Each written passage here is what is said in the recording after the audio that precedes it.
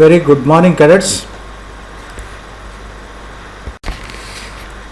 So, today let us start a revision of chapter number 2, that is New Kings and Kingdoms. In this particular chapter, we are going to study about emergence of new dynasties in the medieval Indian history and their contribution in the field of art and architecture, mainly for the construction of beautiful temples. So, the dynasties which we are going to study about Rashtrakuta, Chalukya, Kadamba, Gurjara Pratihara and Chola kingdom. Of course, this is a revision lesson or revision video, but still we touch the topic in brief. Rashtrakuta, can you recall the capital of Rashtrakuta kingdom? Can you recall the important kings of Rashtrakuta dynasty? Chalukya. So can you recall the famous centers of Chalukya kingdom in Karnataka? Kadambas, Gurjara Pratihara and Chola. So we are going to study about Rashtrakuta, Chalukya, Kadamba, Gurjara Pratihara and Chola. Rashtrakuta kingdom. Rashtrakuta dynasty ruled Indian subcontinent between the 6th and 10th century. The capital of Rashtrakuta kingdom was Manekheta. Manekheta is near present day Gulbarga. It was called as Malkhed. Dantidurga, Amoghavarsha, Krishna, Govinda were the famous kings of Rashtrakuta kingdom. So Dantidurga, Amoghavarsha, Krishna, Govinda were the famous kings of Rashtrakuta kingdom. One of the best contribution of Rashtrakuta dynasty is the Kailash cave temple at Ellora. So Rashtrakuta kingdom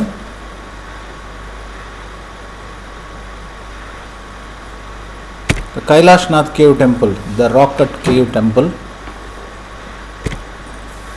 Why it is so popular? Because it is probably only the one monument in the world which cut from top to bottom.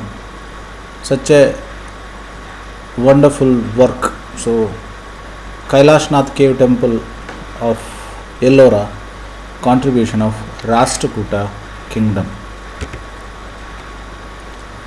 Gurjara Pratihara.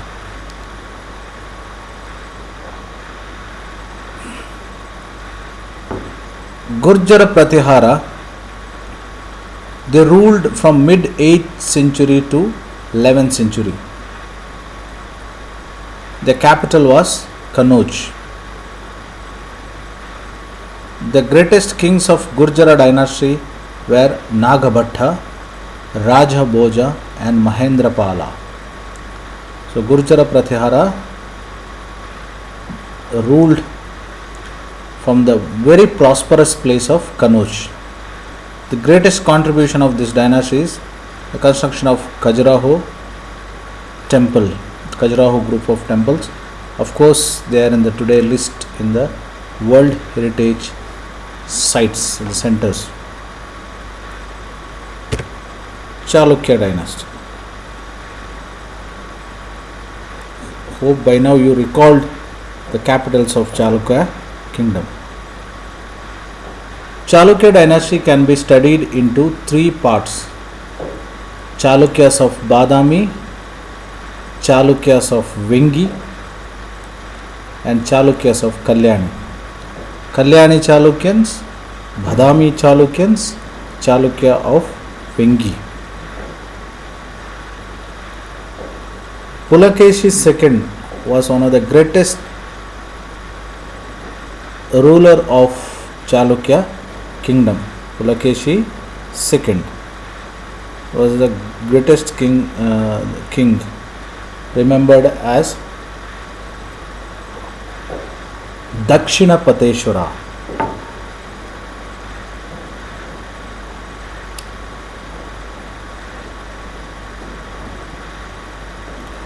Badami caves, Pattadakal temple, Aihole are the greatest contributions of this particular dynasty.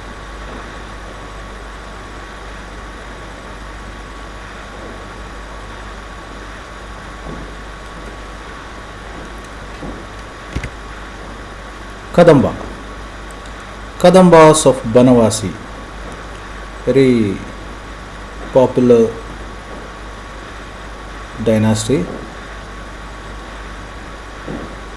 In Kannada literature, there are a lot of references related to Kadambas.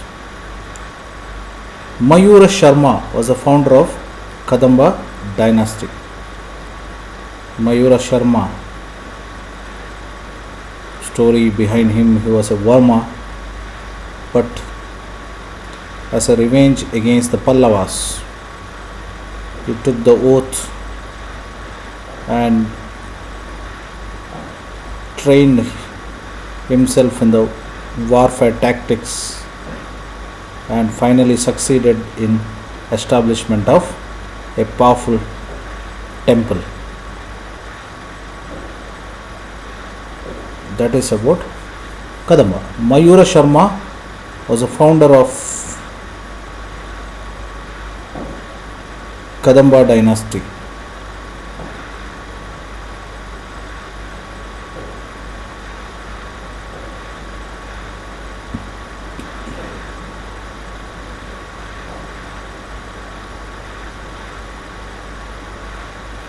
Capital of Kadamba dynasty was Banavasi. Banavasi is in Pathande, Uttara Kannada district.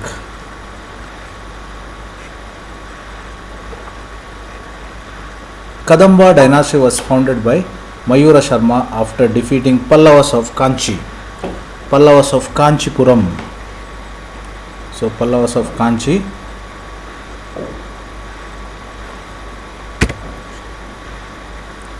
Now, so we completed the brief introduction of Gurjara Pratihara, Chalukya, Kadamba, and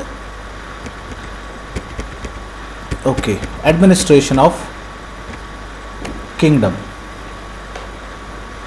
Many of these kingdoms adopted high sounding titles like Maharaja, Adiraja, Tribhuvan Chakravartin. So it was very common that the high sounding titles were used by the kings mainly for the purpose of to have an influence on the people.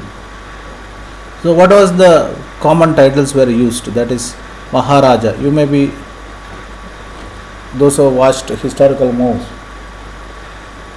Raja Adiraja, Raja Gambhira, all these are very very common titles. That is so Maharaja, Adiraja, Tribhuvan Chakravartin. So very high sounding titles.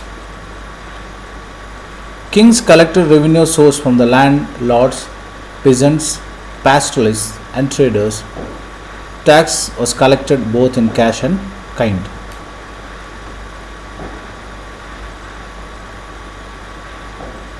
The revenue was used to run the administration as well as construction of temples and forts. The responsibility of collecting tax was given to influenced families and the positions were often hereditary. So the collection of revenue was given to the influential family and most of the time they are all transferred in a hereditary manner. Prashasti and land grants.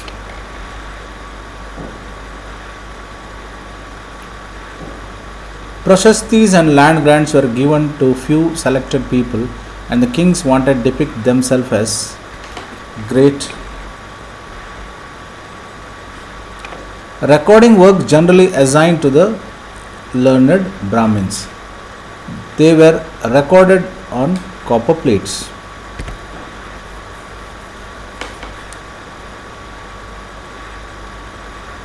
Warfare for wealth.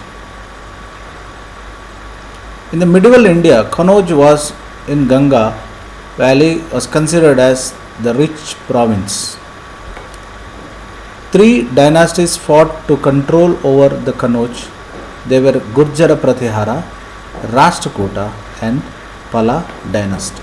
So, over the Kanauj, competition was between the three dynasties, that is Kanauj, Gurjara Pratihara, Rashtrakuta and the Palas.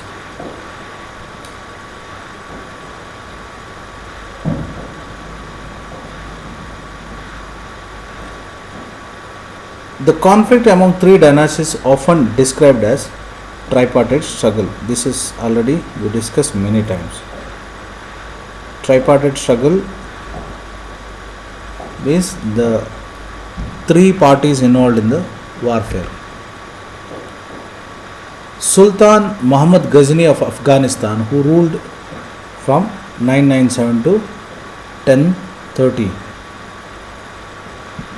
1030. He raided the subcontinent almost every year to loot the wealth from India. His main target were two wealthy temples. He looted Somnath temple, Gujarat, and the wealth was used to construct splendid capital at Ghazni. So Ghazni Muhammad, Ghori Muhammad plundered or looted Indian wealth mainly for the construction of his capital city as very rich capital city. The Arabic work named Kitab al-Hind, written by Al-Biruni under the patronage of Muhammad Ghazni, gives the detailed account of Ghazni Muhammad's conquest in the subcontinent of India. Chahamanas or Chauhans also attempted to expand their control to the east and west. Prithra Chauhan was the best known king of the dynasty who defeated Afghan ruler Muhammad Ghori in 1191 AD.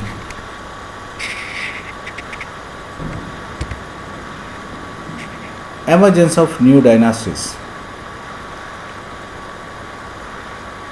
So till now we completed the emergence of few dynasties in very brief manner. Then most of the time in the olden days the war was mainly fought for the purpose of amusing or collecting wealth. So that is for warfare for wealth.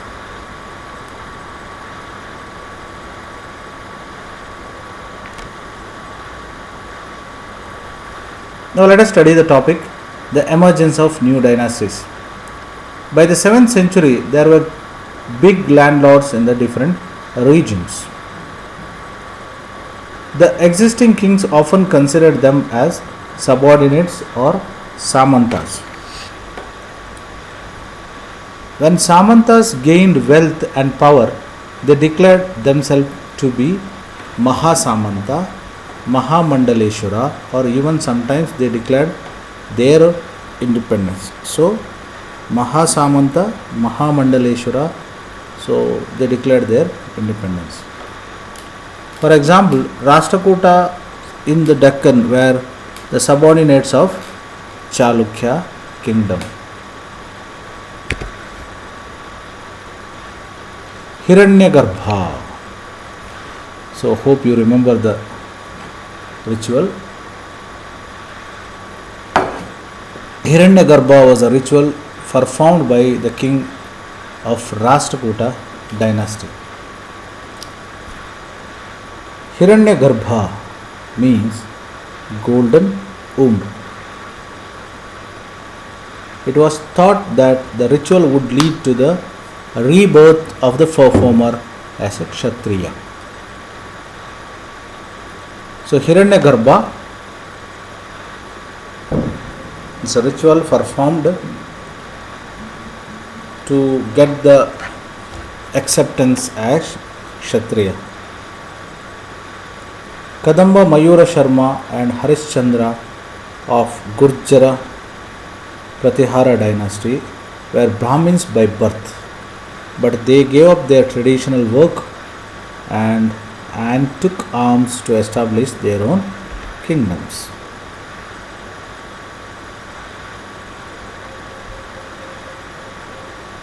Chola Kingdom.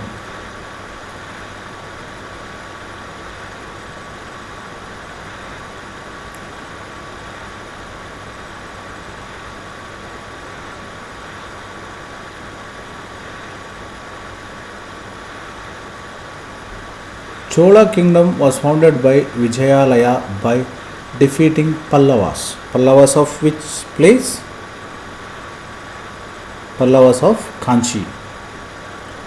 So Chola kingdom was founded by Vijayalaya by defeating Pallavas of Kanchi. Tanjore was the capital of Chola kingdom.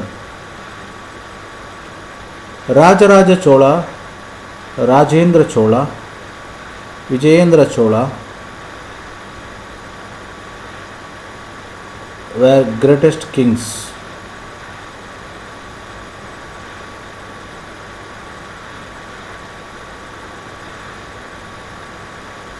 So, can you identify this temple?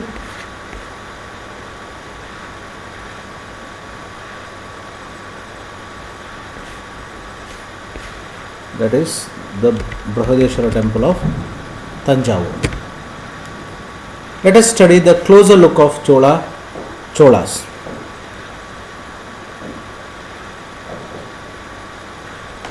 Cholas were the subordinates of Pallavas of Kanchipuram. Chola king Vijayalaya established the kingdom. He built the town of Tanjavur and temple for goddess Nishumbha Sudhini. So Nishumbha Sudhini and his successor Vijayalaya conquered the neighboring regions and the kingdom grew in size and power.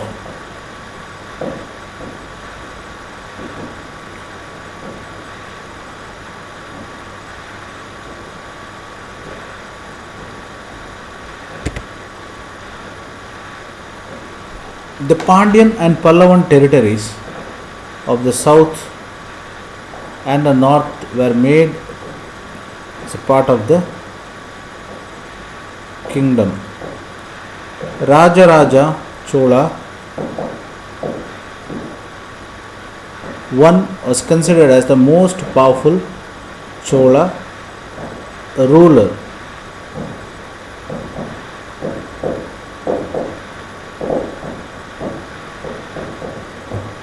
He expanded control over the most of the areas in south. Rajaraja Chola son Rajendra Chola expanded his power up to Sri Lanka and other Southwest Asia, developing navy for these expeditions.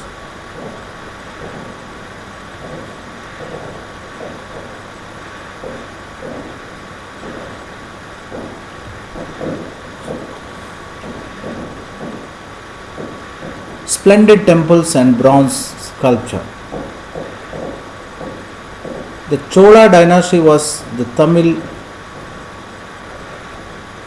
dynasty of southern India, one of the longest ruling dynasties in South India. The heartland of Cholas were fertile.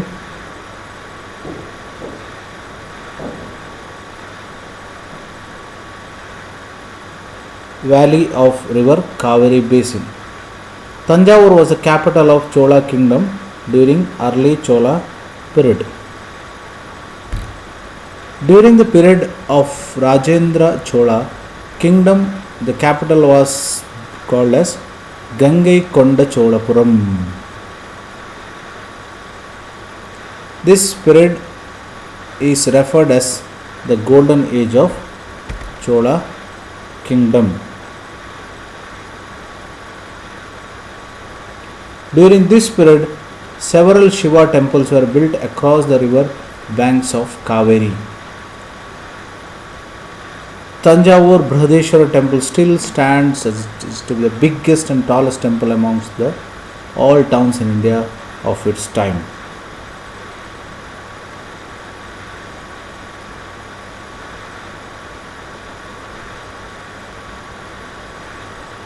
Temples were now not only places of worship, they were the hubs of economic, social and cultural life as well.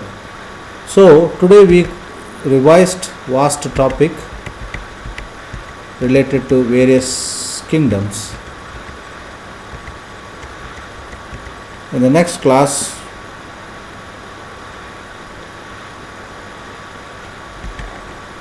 we will complete the leftover topic. Thank you. Wish you a wonderful day. Thank you very much.